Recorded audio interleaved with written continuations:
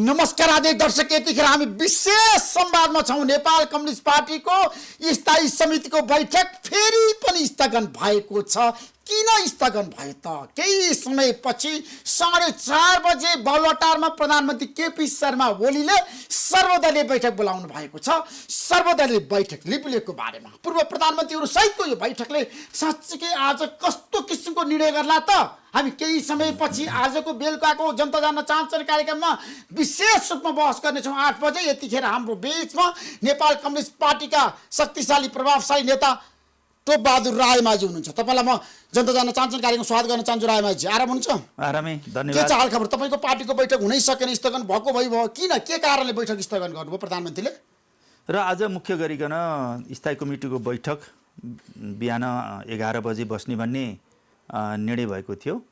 त्यसमा दुईटा कारण। एउटा कारण स्थायी कमिटीका सदस्यहरूले त्यो कोरोनाको टेस्ट नगरिसकेका कारणले गर्दा त्यो एउटा हुन सकेन।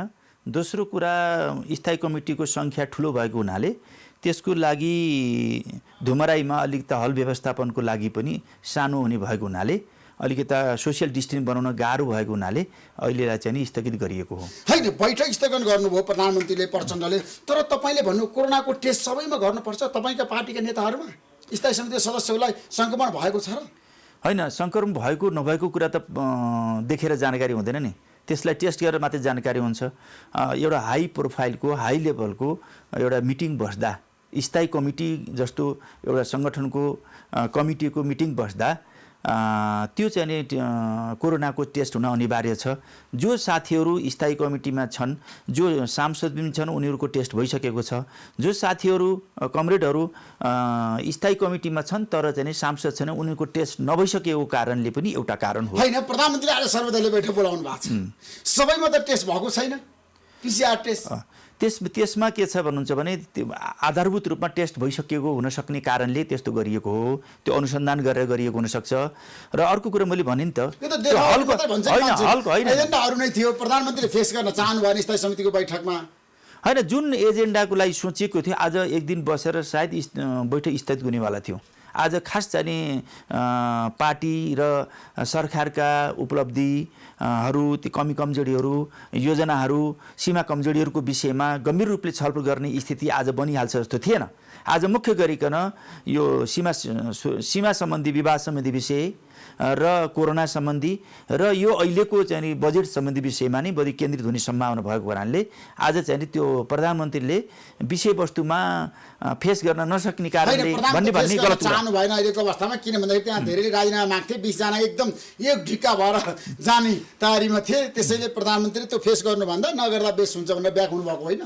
नेताहरूको कुरा गर्दाखेरि एकदम पछिल्लो समय प्रधानमन्त्री र तपाईँको बिचमा राम्रो सम्बन्ध मैले देखेको छु, त्यो सही हो? होइन, त्यो कुरा सही हो। म प्रधानमन्त्रीसित पनि राम्रो सम्बन्ध छ र अर्का अध्यक्ष कमरेड प्रचण्डसँग पनि मेरो राम्रो सम्बन्ध छ। माधव नेपाल, झलनाथ लगायतका स्थायी कमिटीका र आम नेताहरूसँग मेरो धेरै राम्रो सम्बन्ध। त्यति मात्रै होइन, नेपाली काङ्ग्रेसको शेरबहादुर देउपा लगायतका वरिष्ठ नेता र अन्य नेताहरूसँग मेरो राम्रो सम्बन्ध छ। त्यसमा तपाईँ आजको दिनमा प्रधानमन्त्री केपी शर्मा ओलीको बचाउमा लाग्नुभयो पार्टीभित्र? होइन, मैले समीकरणको गठबन्धनको कुरा गर्दाखेरि होइन, मैले कसलाई बचाउने कसलाई हटाउने भन्नेतिर मेरो छैन। मेरो कुरा के छ भनेदेखि अहिले सरकार र पार्टीको बिचमा भनौँ न, सरकार र पार्टीको सन्दर्भमा उठेका जति पनि सवालहरू छन्, अन्तर्विरोध छन्, समस्या छन्, सम्भावना छन्, चुनौतीहरू छन्, योजनाहरू छन्, उपलब्धिहरू छन्, जे छन् त्यसलाई पार्टीभित्र बसेर, पार्टीको औपचारिक मिटिङमा बसेर, नेताहरूको बिचमा बसेर गहिराइपूर्वक छलफल गरेर हामीले त्यसलाई हल गर्नुपर्छ र पार्टी एकतालाई केन्द्रबिन्दुमा राखेर हामी अगाडि बढ्नुपर्छ भन्ने म मान्यता राख्दछु। होइन, 20 जना हस्ताक्षर गर्दाखेरि धेरै एजेन्डाहरू उठान गरेका छन् नि। त्यहाँ त सरकारको मूल्याङ्कन गर्ने, सरकारले प्रभावकारी रूपमा काम गर्न नसकेको, कोरोना नियन्त्रण गर्नको लागि सरकार असफल भएको धेरै कुराहरू तपाईँले राख्नु भएको छ नि। तपाईँ पनि हस्ताक्षरकर्ता त हो नि? हो। अनि 20 जनाको मात्रै होइन, हामीले 20 जनाले पार्टीको स्थायी कमिटीको बैठक बसेर मैले भनिसकेँ नि, पार्टी र सरकारसँग सम्बन्धित विषयहरूलाई हामीले गहिराइपूर्वक छलफल गरेर निष्कर्ष निकाल्नुपर्छ भन्ने उद्देश्यले हो, अरू कुनै उद्देश्यले होइन। त्यसमा के आउँछन् विषय भन्ने कुरा त पछि कुरा हो। धेरै विषयहरूलाई समेटेर हामीले एजेन्डा बनाएर एजेन्डा वाइज रूपमा हामी छलफल गरेर निष्कर्ष निकाल्ने कुरा हो। त्यो कुनै ठुलो कुरा होइन। त्यो त त्यसमा आजको दिनमा तपाईँको पार्टीको कुरा गर्दा नेपाल कम्युनिस्ट पार्टीले प्रधानमन्त्री केपी शर्मा ओलीलाई विस्थापित गर्न चाहेको, हटाउन चाहेको अहिले कसलाई स्थापित होइन, अहिले कसलाई होइन, बिल्कुल म जनता जान्न चाहन्छु, म जनता जान्न चाहन्छ नि कुरा पनि म भन्दैछु कि कसलाई स्थापित गर्ने कसलाई विस्थापित भन्ने कुरा मेन कुरा होइन। यो मेन कुरा भनेको हामी पार्टी र सरकारलाई कसरी प्रभावकारी किसिमले अगाडि बढाउने र पार्टी र सरकारलाई कसरी चाहिँ लोकप्रिय बनाउने, जनप्रिय बनाउने, राष्ट्र र जनताप्रति, विकास र समृद्धिप्रति, विचार र योजनाप्रति कसरी केन्द्रित गर्ने र पार्टीलाई एकताबद्ध राख्ने उद्देश्यका साथ कसरी अगाडि बढाउने भन्ने विषयमा हामी केन्द्रित भएर छल गर्ने कुरा हो। कसलाई स्थापित गर्ने, कसलाई विस्थापित गर्ने भन्ने कुरा। प्रधानमन्त्रीलाई हटाउनु पर्छ, उहाँले राजीनामा दिनुपर्छ, राम्रोसँग काम गर्न सक्नु भएन भनेर 20 जनाले बारम्बार भन्नुभएको छ। यही जनता जान्न चाहन्छ कार्यक्रममा आएर पनि होइन, भीम रावलले भन्नुभएको छ, रौजी पन्तले भन्नुभएको छ, अष्टोली साक्यले भन्नुभएको छ, मै कहाँ आएर होइन कसले भन्नुहुन्छ अहिलेको अवस्थामा प्रधानमन्त्रीलाई हटाउनु पर्ने आवश्यकता पनि छैन, त्यो पार्टीको दृष्टिकोण पनि होइन, निर्णय पनि होइन। होइन, मैले कसैलाई हटाउने या कसैलाई राख्ने भन्नेसँग हामीले पहिले पूर्व योजना बनाएर एजेन्डा बनाएर जाने कुरा होइन। हामीले पार्टी र सरकारका काम कारबाहीहरूलाई, योजनाहरूलाई राष्ट्र र जनताप्रति, विकास र समृद्धिप्रति, विचार र राजनीतिप्रति विधिमा ल्याउनको लागि पार्टीलाई एकताबद्ध गर्ने उद्देश्यले हामी अगाडि बढ्दै जाँदाखेरि, छलफल गर्दै जाँदाखेरि त्यहाँ एजेन्डा वाइज रूपमा छलफल के गर्ने भन्ने कुरा एजेन्डा जाने पहिला पूर्व मान्यता बनाएर। तपाईँको एजेन्डा के छ? 20 जनाको मुख्य एजेन्डा के हो त आजको दिनमा? मैले भनिसकेँ नि, बुदागत रूपमा पार्टी र सरकारका सँग सम्बन्धित विषयहरू के त? हामी सम्बन्धित विषय भने पार्टी 1 2 3 को हिसाबले भन्दा पार्टीलाई हामीले विचार र विधिमा कसरी अगाडि बढाउने, एउटा विधिसँग तरिकाले कसरी अगाडि बढाउने एउटा विषय त्यो हुन्छ। सरकार पार्टीका निर्णयहरू सरकारले लागू गर्ने, पार्टीले गरेका सुझावहरूलाई, निर्णयहरूलाई सरकारलाई, पार्टीले सरकार चलाउने, सरकारले पार्टी चलाउने होइन भन्ने कुरालाई हामीले केन्द्रबिन्दुमा राख्ने र त्यसलाई स्थापित गर्ने। सरकारका काम कारबाहीहरू अलि लोकप्रिय र प्रभावकारी र मैले भने राष्ट्र र जनताप्रति, विकास र समृद्धिप्रति र त्यसलाई चाहिँ विचार र विधिमा केन्द्रित गरेर त्यसलाई चाहिँ एउटा उपलब्धिमूलक बनाउने, हाम्रो लक्ष्यप्रति उपलब्धिमूलक बनाउने, यी कुराहरू हाम्रा चाहिँ अहिलेका तत्कालीन समस्या। अर्को कुरा के छ भने कोरोनासँग सम्बन्धित जस्तो अध्यादेशको कुरा छ, अध्यादेशसँग सम्बन्धित तपाईले त भन्नुभएको छ किन फिर्ता भयो, प्रधानमन्त्रीले जवाफ दिनुपर्छ। अध्यादेश फिर्ता भए पनि त्यसको मूल्याङ्कन गर्ने कुरा, कोरोनासँग सम्बन्धित कुरा, राष्ट्रियतासँग, सीमा विवादसँग सम्बन्धित विषयहरू, यी आम विषयहरूलाई पनि हामीले फेरि एजेन्डामा राखेर सपोज यसले अलिकता टाइम लिन्छ, लामो समय लिन्छ। मेरो विचारमा अलिकता के छ भने यो बजेटको तयारी गर्ने बेला, भइसक्यो बजेट प्रस्तुत गर्ने बेला, त्यसको तयारीमा लाग्ने पर्ने बेला आइरहेको र कोरोनाको महामारी अझ बढ्दै जाने स्थितिको कारणले त्यो समय हामीलाई मिल्छ मिल्दैन त्यो अन्य विषय पर्यो। तर पनि हामीले गम्भीर रूपमा पार्टी र सरकारसँग सम्बन्धित, राष्ट्र र जनतासँग सम्बन्धित, सीमा विवादसँग सम्बन्धित, कोरोनासँग सम्बन्धित विषयहरूलाई गम्भीरतापूर्वक हामी छलफल गरेर निष्कर्ष निकाल्नु पर्दछ र अगाडि बढ्नु पर्दछ। होइन, बैठक त टरेको टरै छ, तपाईँलाई थाहा छ। अब कहिले बस्छ कसैलाई पनि थाहा विश्वास छैन क्या। बैठक नबस्न पनि सक्छ 1 2 महिना, त्यो कुरा मान्नुहुन्छ नि तपाईँ? होइन, बैठक अब यो विशिष्ट कारणले नबस्न पनि सक्छ। समस्या देखियो नि त, तपाईँले भन्नु कोरोनाको संक्रमणको संख्या बढिरहेको छ। त्यो चाहिँ के छ भने महामारी फैलिन्छ, अहिले लामो तपाईँहरुमा टेस्ट गर्नु पर्यो। प्रष्ट कुरा चाहिँ ऋषिजी, प्रष्ट कुरा के छ भनेदेखि हामी बैठक बस्नु पर्दछ, कयौँ चाहिँ नि तत्कालीन हल गर्ने विषयहरू तर आज त बैठक बस्न सक्दैन, सक्दैन। तत्कालीन हामीले तत्कालीन समस्या हल गर्ने खालका, निर्णय गर्ने खालका विषयहरूलाई छोटो बैठक गरेर टुङ्गाउनु पर्ने हुन्छ। अलि लङ टर्म लिएर चाहिँ अलि गहिराइपूर्वक छलफल गरेर समय लिएर छलफल गर्ने विषयलाई टाइम लिएर गर्नुपर्दछ। यो कुरा पार्टीले गम्भीरतापूर्वक लिन्छ, नेतृत्वले गम्भीरतापूर्वक लिन्छ र हामी अगाडि बढ्छौँ। त्यसभए कोरोना टेस्ट नगरिकन तपाईँको नेगेटिभ रिपोर्ट आउँछ आउँदैन, पोजिटिभ आउँछ होइन, त्यो पनि हेर्न पाइन्छ नि त होइन, सबै हेर्नु पर्यो। रिपोर्ट नहेरिकन बैठक नबस्ने भयो होइन, रिपोर्ट त एउटा कारण मात्रै हो होइन।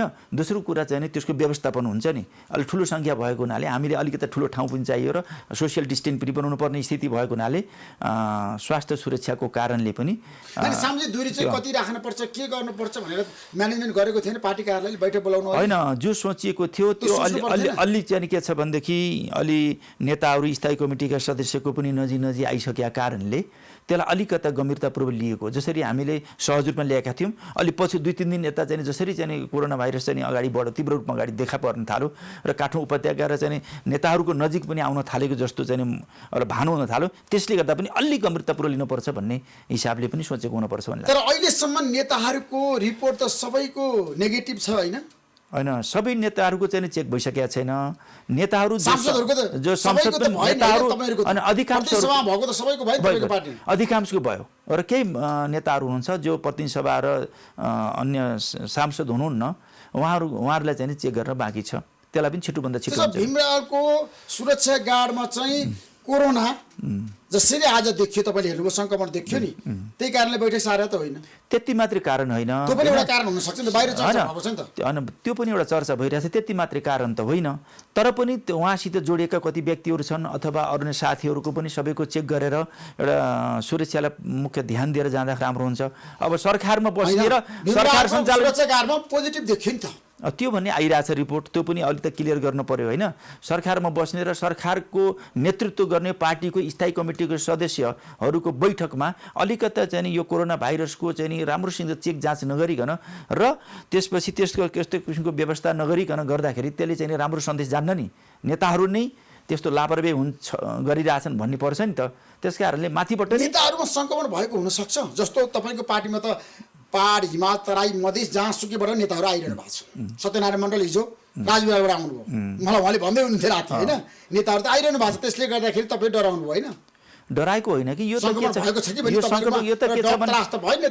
कहीँ न केही हुनसक्छ त्यस कारण सतर्कताको अपनाउनु राम्रो कुरा हो त्यसरी जानुपर्छ हामी डराउने भन्ने कुराहरू होइन मैले त अझै यो कोरोनाबाट नेताहरू डरायो भनेर भन्न थाले मान्छेले होइन त्यस्तो होइन मेरो त भनाइ के छ भनेदेखि यो कोरोनासँग जुझ्नको लागि अहिले हामीले जे लकडाउन गरिरहेका छौँ त्यसको परिभाषा अलि हामीले विकसित गर्नुपर्छ भन्ने छ त्यसको के छ भनेदेखि एउटा living and struggle with corona virus हामी सँगै रहने यो त करिब अब 1-2 दिन 1-2 महिनाले मात्रै पुग्दैन यो करिब न्यूनतम 1 वर्षको चाहिँ हामीले टार्गेट राखेर हामी अगाडि बढ्नुपर्छ 1 वर्षसम्म घरैभित्र बसिरहनुपर्छ होइन घरबाट बाहिर निस्किनुहुन्न भन्ने मात्रै भन्देर मात्रै पुग्दैन नि घरभित्र बसेर त्यसले खान्छ के त्यस दैनिक उपयोगको वस्तुहरूको आपूर्ति गर्छ कसरी अनि पछि हामीले अर्थतन्त्र कसरी हुन्छ कृषि क्षेत्र कसरी जान्छ विकास कहाँ पुग्छ त्यस कारणले हामीले यसको परिभाषालाई अलिकता विकसित गर्नुपर्ने हुन्छ मैले भनिसकेँ living and struggle with corona virus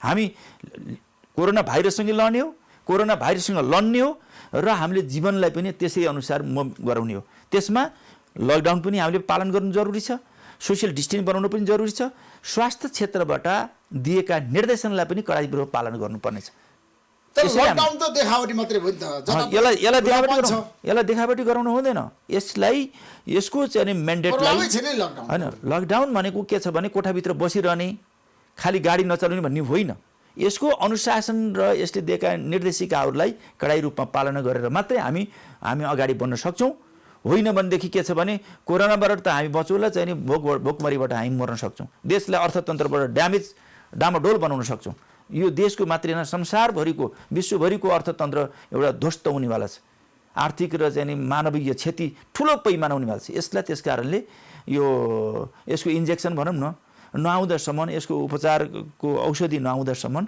हामीले यसलाई अलिकता विशिष्ट रूपले यसलाई चाहिँ परिभाषित गरेर एउटा सिस्टम डेभलप गरेर अगाडि बढ्न जरुरी छ धेरैले मलाई भनेका छन् टोपबहादुरजी तपाईँले अध्ययन पनि गर्नुभएको छ अहिलेको अवस्थामा कोरोनाको रोकथामको लागि सरकारले चालेको कदम एकदम फितल हो भन्नेहरू पनि छन् प्रभावकारी देखिएन यसको अनि दोस्रो कुरा नेताहरूको चाहिँ अब कोरोना टेस्ट हुने हाम्रो कहिले हुने जनताको प्रश्न एकदम सही कुरा गर्नुभयो सरकारले लामो समय टाइम पाउँदा पनि जुन किसिमको मेडिकल इक्विपमेन्टको चाहिँ व्यवस्था गर्नु पर्यो त्यसमा उदासीनता छ यो कुरालाई भन्नै पर्दछ सरकारले यति टाइम पाउँदा पनि छिटोभन्दा छिटो यो स्वास्थ्य सामग्रीहरू वास्तवमा भन्नुहुन्छ भनेदेखि एउटा चाहिँ सुरक्षाकर्मीहरू स्वास्थ्य कर्मीहरूदेखि लिएर आम जनतालाई समेत पनि हामीले चाहिँ के छ भने स्वास्थ्य सामग्रीहरूको उपलब्ध गराउन जरुरी छ जस्तो लाग्दछ त्यसको सँगसँगै स्वास्थ्य सामग्रीको चाहिँ उपलब्ध गराउने मात्रै होइन हामीलाई सबभन्दा ठुलो खतरा के छ भनेदेखि यो लकडाउनको परिभाषा गरेर लकडाउनको मूल्य मान्यतालाई बुझाउनु पनि जरुरी छ जस्तो लाग्दछ। तेस्रो कुरा भनेको हाम्रो नेपाल भारतको सिमानामा जुन समस्या खुला सिमाना छ, त्यसैले इन्डियामा जो महामारीको रूपमा जो कोरोना भाइरस बढ्दैछ त्यसमा लाख नेपालीहरू भारतमा चाहिँ जुन किसिमको चाहिँ रोजगारीको लागि गइरहेका छन्, तिनीहरू चाहिँ नेपालमा यसरी आउने हो भने हैन, तिनीहरूलाई व्यवस्थापन गर्ने, उही नै व्यवस्था गर्ने, आउनेलाई पनि राम्रोसँग क्वारेन्टाइनमा राखेर चेक जाँच राम्रोसित नगर्ने हो भनेदेखि एउटा ठुलो महामारी नेपालमा आउनेवाला छ जसले हामीले रोक्न सक्ने स्थिति हुँदैन। त्यसकारणले यी केही यस्ता विषयहरू छन् राज्यको तर्फबाट धेरै गम्भीरतापूर्वक लिएर यसलाई चाहिँ टेस्ट बनाएको छ मान्छेले, छिटो परीक्षण गर्नुपर्छ है तीव्र गतिमा देशभरि, तर हुन सकेको छैन। टेस्ट पनि एउटा पक्ष हो, टेस्ट गरेपछि थाहा हुन्छ नि थाहा हुन्छ। टेस्ट पनि गर्नुपर्छ। अरू चाहिँ किसिमको चाहिँ यो कोरोना आउन नदिनको लागि, कोरोना सङ्क्रमण तीव्र रूपमा बढ्न नदिने आइसके पनि यसलाई नियन्त्रण गर्ने, रोकथाम गर्ने हिसाबले हामीले स्वतः योजना बनाउनु पर्यो नि। आउने अनि टेस्ट मात्रै गर्ने, यसलाई फैलिन एकदम तीव्र रूपमा फैलिन दिने खालका तीव्र गतिमा फैलिन थालिसक्यो, फैलिन नदिने ऋषिजी, फैलिन हेर्नुस् यो फैलिन नदिने प्रकारका योजनाहरू पनि ल्याउनु पर्यो र त्यसमध्येको एउटा टेस्ट पनि छिटोभन्दा छिटो गर्नु पर्यो, त्यही पैमानामा गर्नु पर्यो। अर्को कुरा स्वास्थ्य सामग्रीको उपलब्ध पनि त्यही अनुसार हुनु पर्यो। लकडाउनको परिभाषालाई पनि राम्रोसित परिभाषित गर्नु पर्यो र नेपाली जनताहरूलाई राम्रोसित प्रशिक्षित गर्नु पर्यो। त्यसो भए तपाईँले भन्नु कोरोना नियन्त्रण गर्नको लागि वर्तमान सरकार सफल कि असफल? प्रधानमन्त्री ठ्याक्कै भन्नु सिधा प्रश्न।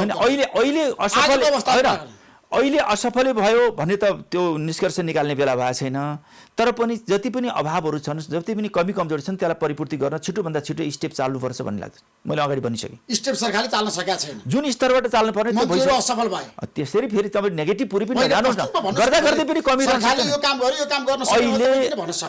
ऋषिजी अहिले नै असफल भयो सरकार, मन्त्री असफल भन्ने अहिले मूल्याङ्कन बेला भएको छैन। अहिले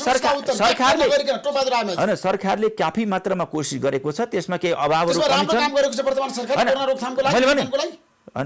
पुरै नेगेटिभ पुरै पोजिटिभ सरकारले काफी, मैले भनिसकेँ नि त, सरकारले काफी मात्रामा काम गरेको छ, त्यसमा धेरै कमी कमजोरी छन्। मैले भनिसकेँ तपाईँलाई भनिएन, जस्तो कि इन्डिया र नेपालको बिचमा खुला सीमाबाट भित्रिने जो भाइरस यो लकडाउनको त्यही त भन्दैछु। त्यसलाई अब त्यसलाई त चाहिँ अब राम्रो किसिमले चाहिँ योजना बनाएर काम अगाडि बढाउनु पर्यो। त्यस सँगसँगै चाहिँ के छ भने यो लकडाउन त्यही त भन्दैछु, त्यसलाई चाहिँ अब व्यवस्थित गर्न पर्यो र योजना बनाउनु पर्यो। लकडाउनलाई चाहिँ व्यवस्थित र नयाँ ढङ्गले परिभाषित गर्नु पर्यो। स्वास्थ्य सामग्रीहरू पर्याप्त मात्रामा व्यवस्थापन गर्नु पर्यो। सँगसँगै हामीले चाहिँ यो स्वास्थ्य परीक्षण गर्ने कुरालाई पनि तीव्रता ल्याउनु पर्यो। यिनी कुराहरूलाई चाहिँ त्यही कारणले त समस्या छ र त व्यवस्था गर्नु पर्यो भने नि त। व्यवस्था कहिले गर्ने हो? छिटो गर्न पर्यो, कोरोना आएको 3 महिना भइसक्यो, छिटो गर्न पर्यो कि सिधै छिटो। यत्रो समय लाग्छ भने छिटो भने कति महिना लाग्छ? अब जति गरेको छ त्यो पर्याप्त छैन, त्यसलाई अब तीव्र रूपमा अलि हाई लेभलबाट अलि उच्च स्तरबाट अलि व्यवस्थापन गर्न पर्यो। सरकार भ्रष्टाचारमा चुर्लुममा डुब्यो भने सबैजना भन्छन्, अपोजिसन पनि त्यही भन्छ, सत्तापक्षको नेताहरू पनि त्यही भन्नुहुन्छ। होइन, मैले भनिसकेँ कि व्यापक रूपमा हाम्रो पार्टीभित्र र चाहिँ सरकार र पार्टीका विषयहरू जो अन्तर्गत छन्, जो समस्या कमी कमजोरी सम्भावना चुनौती सफलताका कुराहरू छन्, उपलब्धिका कुराहरू छन्, त्यसलाई गम्भीरपूर्वक छलफल गरेर कमी कमजोरीलाई हटाउने, बदमासीलाई निषेध गर्ने, नियन्त्रण गर्ने र राम्रो कामलाई पछ्याएर नयाँ योजनाका साथ नयाँ ढङ्गले अगाडि बढ्ने। तपाईँलाई विश्वास छ प्रधानमन्त्री नयाँ योजनाका साथ नयाँ ढङ्गले अगाडि बढ्नुहुन्छ? होइन, अब बनाउनुतिर लाग्नु पर्यो। यो त चाहिँ के छ भने छलफल गरेर गहिराइमा पुगेर कमी कमजोरी हटाएर अगाडि जाने कुरामा प्रयत्न गर्नु त पर्यो नि त। तर तपाईँ पछिल्लो समय प्रचण्ड क्याम्प छोडेर किन केपी शर्मा ओलीको समयमा फेरि ऋषिजी यो कारण के? यो तपाईँले पहिला मलाई भन्न दिनुहोस् न। होइन, पहिलो कुरा के छ भने मेरो क्याम्पै छैन। हामीले पुराना पार्टीहरूलाई भत्कायौँ, ध्वस्ती गऱ्यौँ। होइन, हामीले नयाँ पार्टी बनायौँ, नेकपा बनायौँ। म नेकपाको एउटा चाहिँ इमान्दार सिपाही हुँ, म कार्यकर्ता हुँ। त्यस कारणले मैले कुनै गुट उपगुट र मैले बनाएको छैन, क्याम्प पनि बनाएको छैन। जब मैले क्याम्प बनाएको छैन भने कुनै क्याम्प बनाएको छैन, कुनै क्याम्पमा जाने कुरा पनि भएन। त्यस कारणले मैले के विश्वास गर्छु, विचार र राजनीति महत्त्वपूर्ण कुरा हो, योजना र कार्यक्रम महत्त्वपूर्ण कुरा हो, राष्ट्र र जनता महत्त्वपूर्ण कुरा हो। होइन, विकास र समृद्धि महत्त्वपूर्ण कुरा हो। हाम्रो चाहिँ नि व्यक्ति भन्ने कुरा, नेता भन्ने गुण, नेताको पनि भूमिका महत्त्वपूर्ण हुन्छ, तर नेता प्रधान भन्दा पनि विचार, राजनीति, योजना र कार्यक्रम प्रधान हुन्छ। राष्ट्र नेता प्रधान छ नि त, नीति प्रधान छैन नेपाल कम्युनिस्ट पार्टी। यदि त्यस्तो छ भने, देशमा त्यस्तो छ भने त्यसलाई अब करेक्सन गर्नुपर्छ। अहिले त प्रचण्ड केपी शर्माले जे भने तपाईँ पार्टी त्यही हुन्छ, तपाईँले कुरै सुनिँदैन। होइन, एकताको विशिष्ट परिस्थिति भएको कारणले होइन, केपी शर्मा ओलीजी अथवा चाहिँ प्रचण्डजीले जो योगदान गर्नु, पार्टी एकताको लागि महत्त्वपूर्ण भूमिका खेल्नुभयो, त्यसलाई हामीले सम्मानै गर्नुपर्छ। नेतालाई फेरि चाहिँ हामीले चाहिँ असम्मान नगर्ने, नमान्ने भन्ने कुरा हुन्न। तर कुरो के छ भने गुटबन्दी गर्ने, गुट बनाउने कुरालाई मैले सहमति गर्न सक्दिनँ। गुट मैले गुट त बनिरहेछ नि त टोपबहादुरजी, तपाईँले हेर्नु भएको यदि कतिवटा गुट छ नेपालमा, म त्यसमा विश्वास गर्दिनँ। गुट छ भने भत्काउनु पर्छ, छोड्नु पर्छ। नेताका कुनै गुटमा हुनु न आजको दिनमा? म बिल्कुल छैन। म पार्टीमा कि तपाईँ बालुवाटारमा? म कहीँ पनि छैन। भैँसी पार्टीमा कि कोटेश्वरमा? म कहीँ पनि छैन। म कसैका चाहिँ गुटमा लाग्दै पनि लाग्दिनँ। छन् भने म त्यो कहीँ जाँदिनँ। म पार्टी नेताहरूलाई सम्मान गर्दछु, होइन, सहकार्य गर्दछु र त्यस कारणले तर चाहिँ म गुटमा चाहिँ सामेल हुने र गुट बनाउने पक्षमा म छैन। तपाईँलाई थाहा छ फेरि जब झल्ला खनालको पनि गुट छ, खै के छन् मलाई थाहा छैन। यदि मैले बनाउनु हुन्न भन्ने छु, हुन्न भन्ने विचार राख्न चाहन्छु। यदि भएका छन् भने खारिज गर्नुपर्छ भन्ने। म कसरी खारिज हुन्छ? नेताहरूले गुट बनाउनुको लागि दिनरात खटिरहेछन्, अनि उहाँहरू भन्नुहुन्छ गुट बिनाको पार्टी चल्नै सक्दैन। शीर्ष नेताहरूको प्रतिक्रिया यदि त्यसो मैले त्यस्तो भनेको सुनेको छैन। यदि त्यस्तो कसैले मान्यता राख्छ भने मैले त्यसलाई विश्वास गर्दैन। तपाईँ गुट बिना म गुटको पक्ष छैन, बिल्कुल। म निर्धक्क साथ भन्छु, म गुटको पक्ष छैन। कसैको गुट पनि लाग्दिनँ। मैले विचार राजनीति पनि नलाग्ने होइन, मैले अहिले कसैलाई पनि नेता मान्ने। तपाईँ कसलाई नेता मान्छु? म ओलीजी केपी शर्मा ओली तपाईँको नेता? म दुवै नेता। माधव नेपालकी झलनाथ खनाल? म सबै नेता। वामदेव गौतम की, नारायण श्रेष्ठ तपाईँको नेता? सबै मेरा सम्मान की होइन, मेरा सबै जति नेता छन् आफ्नो स्तर अनुसार सबै सम्मान्य नेता हुनुहुन्छ। म सम्मान गर्दछु। तर उहाँहरूले गुट बनाउने भन्ने मलाई जानकारी छैन। गुट बनाएको भए म लाग्ने पनि छैन। गुट नबनाउने र नलाग्ने भने गुट परिवर्तन गर्ने हस्ताक्षर गर्दै हिँड्नु भएको होइन भने पार्टी फुटाउनको होइन। हस्ताक्षर चर्चा छ होइन, हस्ताक्षर गरेको त पार्टीको स्थायी समितिको बैठक बोलाउनलाई हस्ताक्षर गरे हो। त्यसले त पार्टीमा विभाजनको बिउ रोपे नि त? बिल्कुल रोपे। म त्यसको मैले विभाजनको विपक्षमा पनि उभिएँ। म पार्टी तपाईँले यसभन्दा पहिले पनि सुने, सुरुमा म एक्लै बोलेको थिएँ, तपाईँले देख्नुभयो। म पार्टीमा एउटा पार्टीको बैठक बसेर पार्टीका सम्भावना र चुनौती र समस्याहरूको विषयमा, उपलब्धिको विषयमा, सरकारकै विषयमा पनि हामी गम्भीर रूपमा गहिराइपूर्वक छलफल गर्न सक्छौँ। तर हामीले चाहिँ के छ भने पार्टीलाई गुटबन्दी गरेर, पार्टीलाई यो अर्को कित्तामा लाएर, पार्टीलाई चाहिँ निषेध गर्ने र चाहिँ एक्लै अर्कालाई निषेध गर्ने होइन कि एक्लै अर्कालाई सम्मान गरेर पार्टीभित्रका समस्याहरूलाई, सम्भावनाहरूलाई गम्भीरतापूर्वक छलफल गरेर हामीले समाधान गर्नुपर्छ भन्ने मान्यता राख्छु। तपाईँको पार्टीभित्र गुटमा तपाईँलाई निषेध छ? बालुवाटारले तपाईँलाई विश्वास गर्छ आज? मलाई विश्वास गरेन होइन ऋषिजी, मलाई विश्वास कसैले गर्छ? तपाईँ त बालुवाटारमा गएर प्रधानमन्त्रीलाई भन्नुभएको छ राजीनामा दिनु पर्दैन, म तपाईँलाई साथ दिन्छु भनेर। तपाईँले बिल्कुल बिल्कुल म त्यस्तो कहिले भनेको छैन। म त्यस्तो चाहिँ सही कुरा बोल्नुहोस् है टोपा। बिल्कुल बिल्कुल त्यो कुरा मैले कहिले पनि झुट बोल्दिनँ। मैले कसैलाई प्रधानमन्त्री आएर गर्नुभएको होइन? बिल्कुल होइन, मैले त्यस्तो कुरा बोले म तपाईँलाई साथ दिन्छु, तपाईँको बहुमत छ पार्टीमा होइन। बिल्कुल बिल्कुल कुरा तपाईँले त्यो अलिकति चाहिँ होइन त्यस्तो पराजित कुरा नगर्नु। टोपबहादुर रायमाझी त्यस्तो भन्नै सक्दिनँ, भन्दैन। टोपबहादुर रायमाझी आँखा जुदाएर हर नेतासित कुरा गर्छ। टोपबहादुर रायमाझी कुनै नेताको आदेश पालन गर्ने मान्छे। बिल्कुल बिल्कुल। केपी ओलीसँग पनि म सम्मान गर्थेँ, उहाँसित म आँखा जुदाएर कुरा सक्छु। मलाई लाग्छ प्रचण्डसित पनि सक्छु, म माधव नेपालसित सक्छु र गरिरहेको छु। मैले कहिले पनि न्युरिमेन्टलाई नलाएर कुनै चाहिँ आदेश पालन गर्ने हिसाबले होइन। म चित्त बुझे सहस्र स्वीकार गर्छु। आफूलाई चित्त नबुझेको कुरा, आफूलाई असहमति भएको कुरा मैले आँखा जुदाएर सिधा राख्न सक्छु। होइन, पदको लागि त हाम्रा देशका नेताहरू त जे पनि गर्छन्, नेताहरू कहाँ गएर चाकरी गर्छन्। कसले गर्छ त्यो सम्बन्धित व्यक्तिलाई सोध्नुहोस्, मलाई नसोध्नुहोस्। होइन, तपाईँ मात्रै उपप्रधानमन्त्री भइसकेका व्यक्ति हो नि त टोपबहादुरजी। होइन, मैले पाउनको लागि सरकारमा जाने मन होला। मलाई चाहिँ के छ, म सरकारमा जाने नजाने कुरा पार्टीको आवश्यकता, राष्ट्रको आवश्यकता के हो त्यतिखेर कुरा हो। म पाउनको लागि हर किसिममा कम्प्रोमाइज गर्दैन। मैले पाउने नपाउने राष्ट्रले बिल्कुल राष्ट्रले के पाउने नपाउने कुरा महत्त्वपूर्ण कुरा हो। राष्ट्रको विकास र समृद्धि हुने कि नहुने भन्ने महत्त्वपूर्ण कुरा हो। पार्टीलाई एकताबद्ध गर्न सक्ने कि नसक्ने भन्ने कुरा कुरा हो अनि महत्त्वपूर्ण कुरा हो। राष्ट्रिय अखण्डताको पक्षमा उभिने भन्ने कुरा महत्त्वपूर्ण कुरा हो। अरू कुरा चाहिँ सहायक कुरा हो। अरू मैले पाउने कि नपाउने अर्काले पाउनु नगर्ने यो कुरामा मैले खासै महत्त्व दिँदैन, खासै महत्त्व दिँदैन। जसले चाकरी गर्छ, जसले गुटलाई छ नि बलियो बनाउँछ त्यही नेता भन्ने प्रचलन त छ नि नेपाल कम्युनिस्ट पार्टीभित्र। जुन पार्टीमा नेकपा होस् अर्को पार्टीमा त्यो कुरामा मैले विश्वास राख्दिनँ, अघि नै भनिसकेँ। होइन, तपाईँले विश्वास नराखेर के गर्ने? नेताहरू गुटलाई बलियो बनाउन लागिरहेछन्। यदि नेताहरूले त्यसो गरेका छन् भने कि त्यो गलत हो, त्यसको म विपक्षमा छु। विपक्ष तपाईँ उभिन सक्नुहुन्छ? सक्छु। अहिले पनि म तपाईँ उभिए नि त देख्नु भएन, कयौँ विषयहरूमा म उभिएको छु। नेतृत्वलाई चुनौती दिन तपाईँ सक्नुहुन्छ? आज मैले नेतृत्वलाई चुनौती दिएर नेतृत्वलाई फाले म नेता हुन्छु भन्ने मलाई छैन। त्यो चुनौती नै म यदि गलत चिज छ भने म त्यसको लागि चाहिँ नि म राख्न सक्छु र चुनौती दिन सक्छु। मलाई चित्त बुझेन भने म आफ्नो कुरा राख्न सक्छु। होइन, तर प्रमुख जिम्मेवारी एकजनालाई दिनुपर्छ। पार्टीभित्र बहस सुरु भएको छ, त्यो के गर्नु? प्रमुख जिम्मेवारी त्यो के गर्नुपर्छ? पार्टीभित्र छलफल त सुरु भएको छ नि तपाईको। अहिले त्यसरी हुँदैन। अहिले बाहिर सडकमा छलफल गरेर हल्ला गरेर नेताहरूले भनेको पार्टीभित्र औपचारिक बैठकमा औपचारिक कुरा आइसक्यो, पार्टीभित्र प्रस्तावै आइसक्यो। तपाईँको त्यस्तो छैन, अहिले एजेन्डै बनेको छैन। किन एजेन्डा बनेको? बिल्कुल प्रचण्डले भन्नुभएको छ राजीनामा दिनुपर्छ प्रधानमन्त्रीले। होइन, प्रचण्डले के भन्नु मैले सुनेको छैन। होइन, मैले बिल्कुल पार्टीभित्र एजेन्डा बन्छ, त्यसमा मेरा आफ्ना अभिमतहरू जाहेर गर्छु, राख्छु। सिधा आफूलाई चित्त बुझेको कुरा समर्थन गर्छु, चित्त नबुझेको कुरा मैले राख्छु। र बाहिर चाहिँ नि यो चाहिँ नि एजेन्डा बन्यो, यसले राजीनामा पर्छ, यो प्रधानमन्त्री हुनुपर्छ भन्दै हिँड्नाले समस्याको समाधान हुँदैन। यो चाहिँ नि यसमा मैले विश्वास राख्दिनँ। पार्टीभित्र गम्भीरतापूर्वक आफ्नो विषयहरू। त्यसो भए तपाईँको पार्टीभित्र एक व्यक्ति एक प्रमुख जिम्मेवारी आजको एजेन्डा होइन। होइन मैले त्यतै भन्दिनँ, यो हो होइन भन्दिनँ। पार्टीले नेताले हो भनेका छन्, कतिले तपाईँ होइन भन्नुहुन्छ। होइन, पार्टीले एजेन्डा तयार गरेर हामीले बैठकमा गइसकेको स्थिति होइन।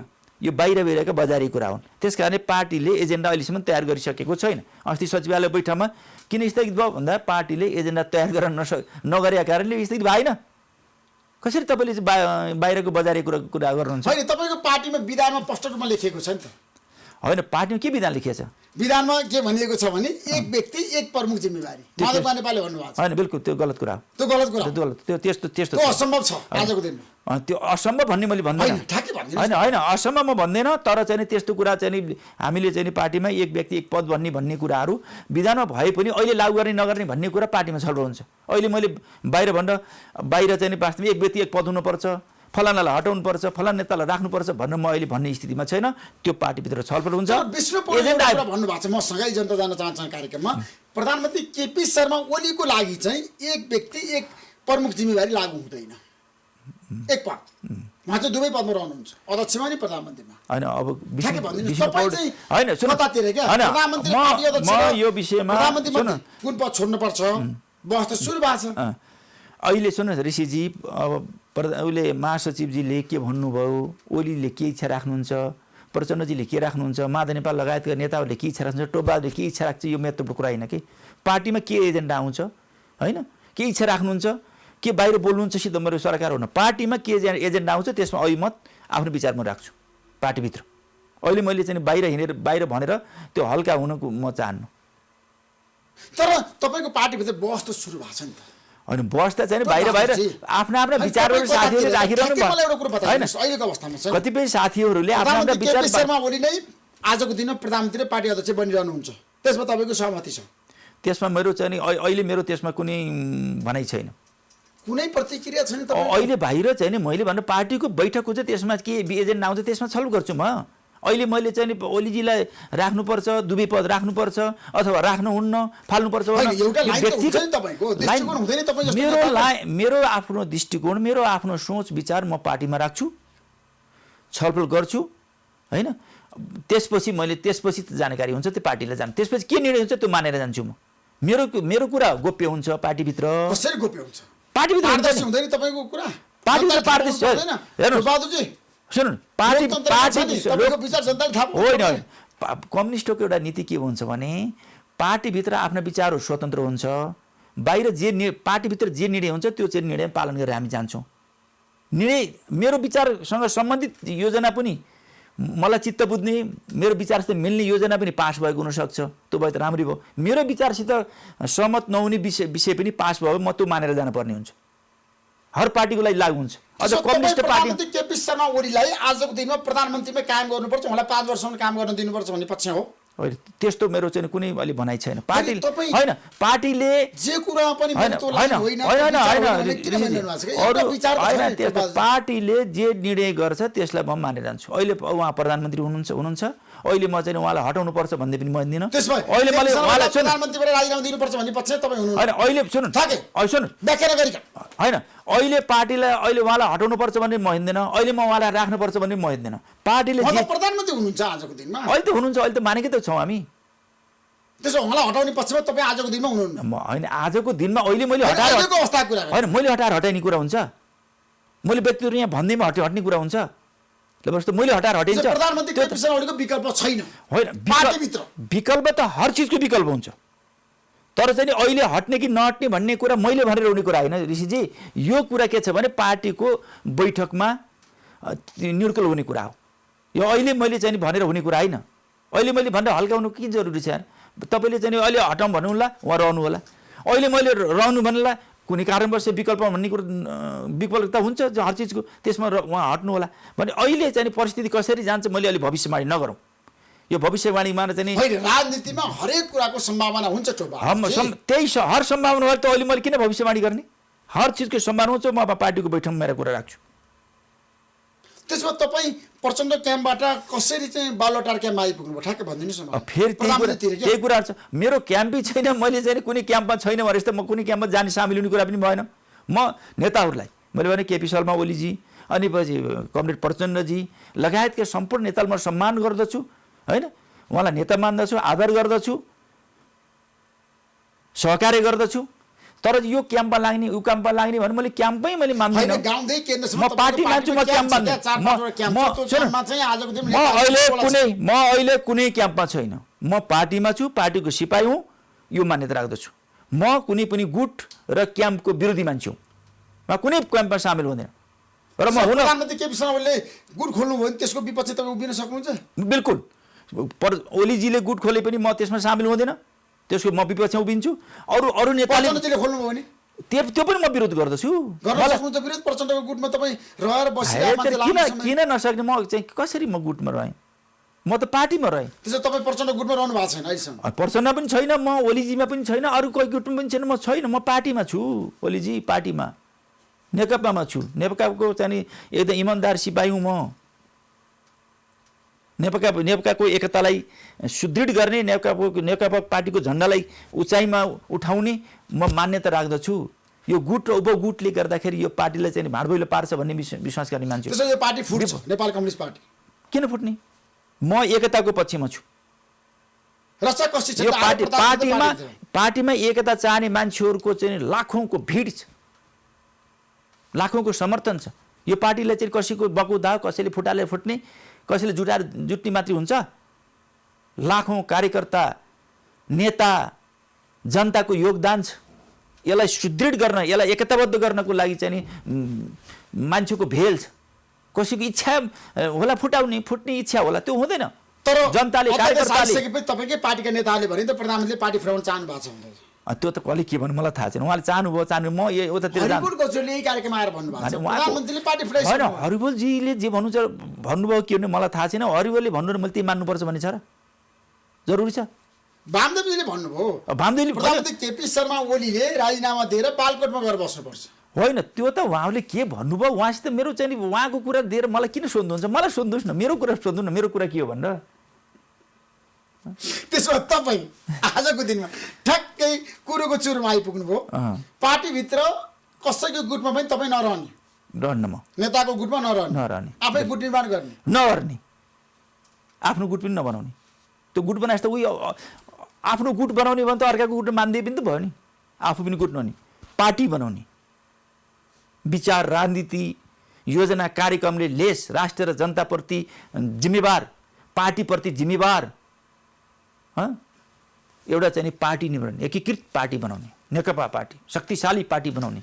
तपाईँहरूले त्यो पार्टीको नेतृत्व गर्न सक्नुहुन्छ? हिम्मत छ, साहस छ? त्यो मैले मात्रै गर्ने त सम्पूर्ण नेताहरू, कार्यकर्ताहरू, जनताले गर्ने कुरा हो नि त। म त्यसमा आफ्नो ठाउँबाट मैले योगदान गर्छु। होइन, अहिलेको पुस्ताले तपाईँलाई छोड्नुहुन्छ? प्रचण्डले, झलनाथ खनालले, माधव नेपालले, केपी शर्मा ओलीले, वामदेव गौतमले? होइन, उहाँहरूले छोड्नुहोस् भने हामीले भनेको छैनौँ। उहाँहरूले छोड्नुहोस्, हामीले लिन्छौँ भनेको छैनौँ। हामी त सहकार्य गर्ने नै हो। उहाँहरू बिराउनुहुन्छ, हामी बिराउनु सक्दा त्यसो नेतृत्वमा चाहिँ अहिलेका नेताहरूको विकल्प छैन। होइन, नेतृत्वमा तपाईँको अहिले पुस्ता आज नेतृत्व लिन तयार छैन नेपाल कम्युनिस्ट पार्टी। नेतृत्व अहिले भनेर चाहेर हुने कुरा होइन, विकल्प खोजेर हुने कुरा होइन, यो गरेर हुने कुरा हो। कस्तो किसिमको रणनीति बनाउनुहुन्छ तपाईँहरू? यो इतिहासले के छ भने इतिहासको कुरा यो गर्नुहोस् न। इतिहासको आवश्यकता र आकस्मिकताले चाहिँ बन्ने हो नेता। अहिले चाहेर मलाई चाह्यो भने अर्कोलाई चाह्यो भने भन्ने होइन, व्यक्तिगत चाहनाको कुरा होइन, राष्ट्रको आवश्यकता, इतिहासको आवश्यकता र आकस्मिकता, योग्यता क्षमता र योगदानले हुने कुराहरू। अहिलेका सामाजिक अन्तर्विरोधका, अहिलेका पार्टीका अन्तर्विरोधका, अहिलेका राष्ट्रका आवश्यकतालाई सम्बोधन र नेतृत्व गर्ने हैसियत राखेर मात्र नेता हुने त्यो हैसियत छ तपाईँमा? अनि मैले पार्टीको नेतृत्व गर्न सक्ने, देशको होइन, नेतृत्व गर्न सक्ने म आफ्नो ठाउँमा लागिरहेको छु। अहिले मैले चाहिँ के छ भनेदेखि म त्यो सक्छु र मैले त्यो गर्नु पाउनु पर्यो भने मैले कुनै माग त गरेको छैन नि ऋषिजी। इतिहासले निर्माण गर्ने कुरा हो, तर त्यसमा हामी अगाडि बढ्ने। नेताहरू स्वार्थी भयो। तपाईँ पनि उपप्रधानमन्त्री भइसकेका मान्छे, सुरक्षाकर्मी टन्न राखेर घुम्छन् नेताहरू, किन भन्नुहोस् त? पूर्व राजा ज्ञानेन्द्रसँग 100 सुरक्षाकर्मी छ, सशस्त्र प्रहरी। प्रचण्डसँग 48 जना छ। त्यो कुरा अलिक गलत हो भन्ने लाग्छ मलाई। नेताहरूको सुरक्षा हुनुपर्दछ, तर धेरै मात्र सुरक्षाकर्मी। नेताहरू सुरक्षाकर्मी भन्दा पनि जनतामा विश्वास गर्नुपर्छ। तपाईँ उपप्रधानमन्त्री भइसकेका मान्छे हो, तपाईँ कति सुरक्षाकर्मी लिएर हिँड्नुहुन्छ? मेरो त एउटा चाहिँ पिएसओ हुनुहुन्छ, जम्मा एकजना। अहिले त त्यो पनि छोडिदिएको छु। उपप्रधानमन्त्री भइसकेका मान्छे 10 जना 12 जना 15 जना राखेको छ। त्यो त अब उहाँहरूको इच्छाको कुरा, मेरो इच्छा भएन, मलाई त्यो चाहना भएन। मैले त्यो फजुल खर्च हुन्छ, राष्ट्रलाई चाहिँ धेरै खर्च हुन्छ भन्ने मलाई लाग्छ, राष्ट्रलाई धेरै बोझ हुन्छ भन्ने ठान्छु। मैले लिएर जनताको सुरक्षा पनि त गर्नु पर्यो, होइन? अब सीमामा सुरक्षा बस्न छैन, सीमामा सुरक्षा गर्न बस्ने पर्ने बेलामा, होइन? सुरक्षाकर्मी त सीमामा बस्नु पर्ने बेलामा त्यसमा अलिकति संख्या छैन। कतिपय नेताहरूले चाहिँ धेरै सुरक्षा, त्यो चाहिँ अलिक कम गर्दा हुन्छ भन्ने मलाई लाग्दछ। उहाँहरूको सुरक्षालाई ख्याल गर्नुपर्छ, तर पनि जुन हिसाबले नेताहरू चाहिँ जसरी सुरक्षाकर्मीहरूको मा राखिरहनु भएको छ त्यो न्यूनीकरण। राजा ज्ञानेन्द्र शाहलाई 100 जना सुरक्षाकर्मी चाहिन, आवश्यक छैन। त्यो जनतामा विश्वास नभएर हो। अनि तपाईँको पार्टी अध्यक्ष प्रचण्डलाई 40 जना चाहिन्छ, 50 जना चाहिन्छ सुरक्षाकर्मी। अब कति राख्नु चाहिँ मलाई थाहा छैन, त्यो घटाउँदा 40 जना राख्नु भएको छ। मैले घटाउँदा राम्रो हुन्छ। जसले पनि मैले सबैलाई भन्छु, जस्तो म पनि त नेतै हो नि, मैले चाहिँ एकदम कम गरेको छु, एउटा पिएसओ लिएर हिँडेको छु भनेपछि त्यो पनि अहिले त छैन। त्यसो नेतालाई जनताप्रति विश्वासै छैन, त्यो भन्ने कुरा होइन। तर पनि के छ भनेदेखि अलिकति यसलाई कम गरेर, यसलाई न्यूनीकरण गरेर हामी अगाडि बढ्दा राम्रो हुन्छ। त्यसो नेता असुरक्षित छैन हाम्रो देशमा? त्यस्तो लाग्दैन मलाई, नेता सुरक्षित छ। अब जस्तो नेपाल भारत सम्बन्धको कुरा आउँदाखेरि तपाईँ त ऊर्जा मन्त्रालयमा बसेर पनि काम गर्नुभयो। लिपुलेकको कुरा छ अहिले पछिल्लो समय, लिपुलेकमा भारतले सडक निर्माण गरेर त्यहाँको रक्षा मन्त्रीले राजनाथ सिंहले उद्घाटन गर्नुभयो नि त। त्यसपछि मात्रै तपाईँले थाहा पाउनु भएन? त्यस्तो होइन, त्यो जो लिपुलेकमा एउटा धारचुलादेखि लिएर मानसरोवर लाने बाटो भनेर चाहिँ अलि 15 वर्षदेखिबाट त्यो काम अगाडि बढिरहेको छ, निरन्तर बढिरहेको छ, निरन्तर आवाज उठिरहेको छ। तर हामीले त्यसलाई चाहिँ इन टाइममा त्यसलाई चाहिँ हामीले समाधान गर्न सकेनौँ र हाम्रो भूभागलाई हामीले नियन्त्रणमा लिन सकेनौँ। अर्काको इन्डियाको चाहिँ अलिकता प्रभावमा त्यो परिरह्यो। तर सुगौली सन्धिले त के छ भने त्यो लिपुलेक होइन लगायतका चाहिँ के छ भनेदेखि लिम्पियाधुरा यी नेपालका हुन् भन्ने कुरा स्पष्ट हुँदाहुँदै पनि त्यसलाई हामीले कार्यान्वयन गर्न नसकेको स्थिति हो। र अब हिजो किन सकिएन भनेर यो होइन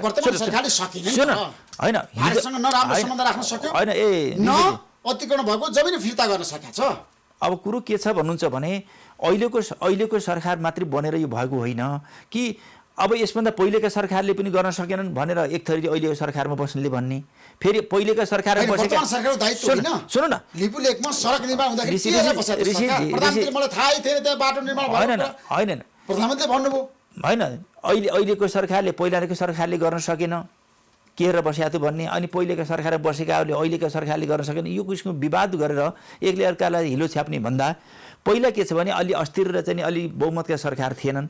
अहिले चाहिँ के छ भने 2/3 बहुमतको झन्डै हाराहारीको सरकार छ। अहिले प्रतिपक्षको पनि के छ यो समस्या हल गर्नुपर्छ र हामी सरकारले अगाडि बढोस्, नेतृत्व गरोस्, हामी काँधमा काँध मिलाएर जान्छौँ भन्ने स्थिति छ। नेपाली जनताहरूको पनि पुरा एक मत एकता छ र आम पोलिटिकल पार्टी नेताहरूको पनि त्यस्तै चाहिँ समर्थन छ। यस्तो बेलामा वास्तवमा ठिक टाइम आए जस्तो लाग्छ। सरकारले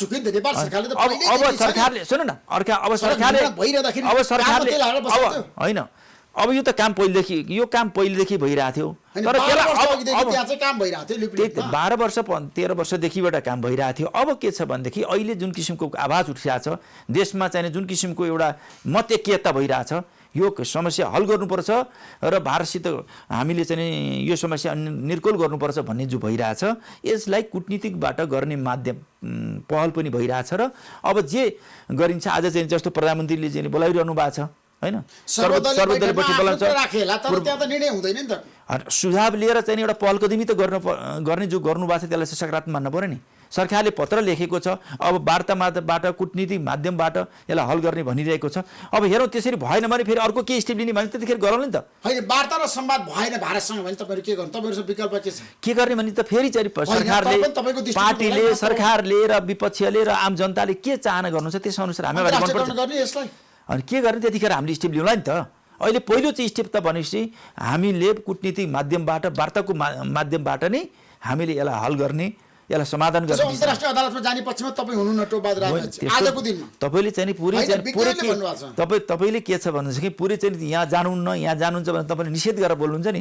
हामी त्यो के छैन, पहिलो स्टेप हामीले यो चाहिँ कूटनीतिक माध्यमबाट वार्ताको माध्यमबाट हल गर्ने कुरा प्रयत्न गर्नुपर्दछ। त्यसपछि के गर्ने, अन्तर्राष्ट्रिय अदालतमा जाने कि सङ्घर्ष गर्न जाने कि अब मुठभेड गर्ने कि लडाइँ गर्ने कि, यी त पहिले कुरा हुन्। तपाईँहरू मुठभेड गर्न सक्नुहुन्छ, लडाइँ गर्न सक्नुहुन्छ आजको दिनमा? होइन, राष्ट्रको सुरक्षा होइन समय त छ तपाईँहरूसँग। सकिन्न भनेर चाहिँ नेपाली सेनाले भिड्न सक्छ भारतसँग? होइन ऋषिजी, सकिन्न भनेर लतेर बस्न पनि त हुँदैन नि त।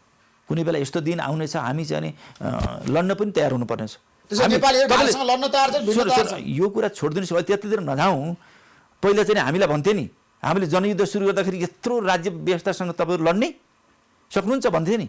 हामी लडेर 10 वर्ष जनयुद्ध टिकाएर चाहिँ यहाँसम्म आइपुगेर अहिले राज्य व्यवस्था जनयुद्ध लड्नु भएको नि त त्यतिखेर के हामी भारतमा होइन, हामीले भारतमा बसे जनयुद्ध गरे ठुलो कुरा गरे नेपालमा आएर भन्छन्। केही नेताहरू भारतमा बसेर पनि सेल्टर लिए होला नि केही समय त्यस्तो पनि भयो होला। हामी कम्युनिस्ट पार्टीलाई चाहिँ अन्तर्राष्ट्रिय कम्युनिस्ट पार्टी भन्छौँ, हामी अन्तर्राष्ट्रियवादी हौँ पनि भन्छौँ र हामीले भारतको भूमि प्रयोग गर्नुहुन्न भन्ने त होइन नि। तर पुरै फेरि भारतमा हामी लड्या त होइन नि, नेपालमा लड्या हो नि। केही चाहिँ होइन भारतको सहयोग भने भारतले चाहिँ थुप्रै मान्छेहरूलाई हामीलाई गिरफ्तार गरेर चाहिँ हामीलाई जेल हाले पनि त इतिहास छ नि। कस्तो कुराहरू हुन्छ, सहयोग गरे भए जेल हाल्थ्यो, यस्ता कुरा छोड्नु होइन। मधेस पोलिटिकल पार्टीले भनेका छन् प्रचण्डलाई भारतको सहयोग नभएको भए बाबुराम भट्टराई टोपबहादुर रायमाझीलाई सशक्त द्वन्द्वै हुन्थेन। होइन, बिल्कुल ती आरोपहरू ती फजुल छन्, तिनी गलत छन्। जहाँसम्म हामीले नेपाल भूमिमा नेपालमै बसेर हामी लडाइँ लड्यौँ। कहाँ हामीले भूगोल प्रयोग गऱ्यौँ, हामी त्यस बेला कहाँ थियौँ, नेताहरू कुन बेला कहाँ थियो भन्ने कुरा। जनविद्रोहमा भारतको सहयोग थियो जनयुद्धमा? होइन, भारतले कसरी सहयोग गर्यो के गर्यो भन्ने कुरा थिएन। बिल्कुल भारतको औपचारिक रूपमा यस्तो सहयोग थिएन, कुनै पनि देशको सहयोग थिएन। हामी आत्मनिर्भर किसिमले चाहिँ देशमा जनयुद्ध सुरु गरेका थियौँ, त्यसलाई एउटा निष्कर्षण पुर्यायौँ हामीले। त्यो कुरा सत्य कुरा। भारतको सहयोग बिना तपाईँले जनविद्रोह गर्न सक्नु भएको थियो? अनि भारतले समर्थनै गरे पनि भएन कि, सहयोग गरे पनि भएन कि। कोही मान्छे लचिलो थियो होला, कोही मान्छे अलि त पोजिटिभ थियो होला, त्यो दोस्रो कुरा हो।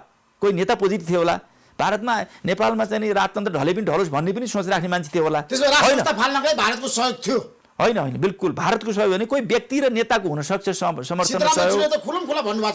मैले भने नि कोही नेता होइन, कोही नेता कोही कार्यकर्ता कोही जनताको समर्थन सहयोग पनि रह्यो र चाहिँ राज्यकै तर्फबाट भारतले चाहिँ नेपालमा जनयुद्ध गर्नुपर्छ, नेपाल राजतन्त्र फाल्नुपर्छ भने कुनै प्रकारको त्यस्तो औपचारिक सहयोग गरेको छैन।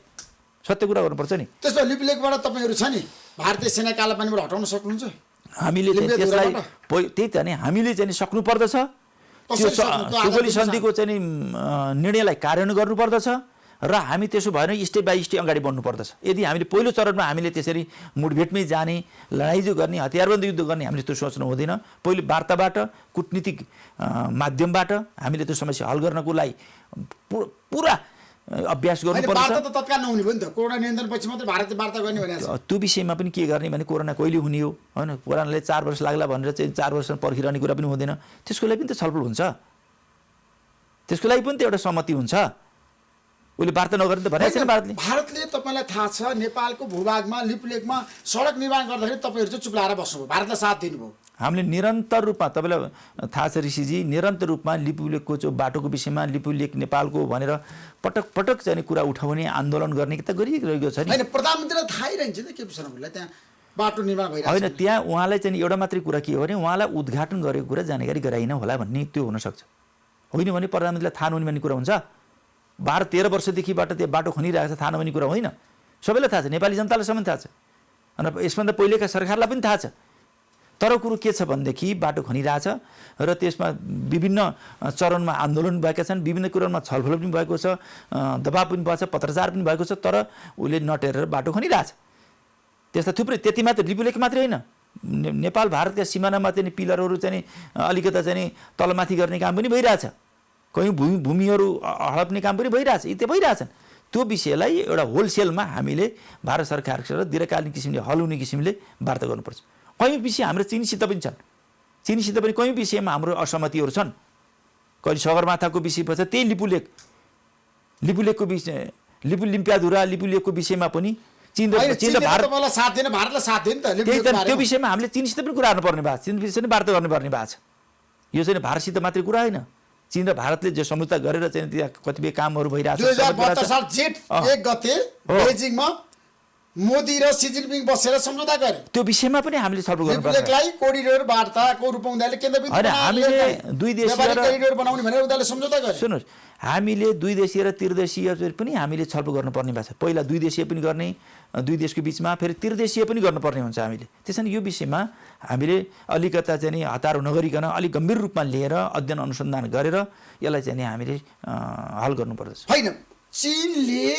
नेपाललाई साथ नदिकन भारतलाई साथ दिएछ है लिपुलेकको कुरामा तपाईलाई थाहा छ मानसरोवर जानको लागि जुन किसिमको मोदी र सी जिनपिङको बीचमा एउटा सम्झौता भयो समझदारी भयो नि त्यतिखेर चीनले भन्न सक्थ्यो नि त नेपाललाई सोध्नुपर्छ भनेर किन भनेन चीनले त्यो भनिएको भए राम्रो हुन्थ्यो सायद उसले चाहिँ नि भारतको चाहिँ नि यति ठुलो जनआबादी छ जसलाई चाहिँ नि चीनको चाहिँ नि जुन मानसरोवरमा त्यो पर्यटकीय क्षेत्र गर्नुपर्ने ठुलो किसिमको एउटा छ अर्थतन्त्रको चाहिँ नि एउटा विकास हुन सक्छ व्यापारिक करिडोर बनाउनको लागि त चीनलाई भारतले जसरी आज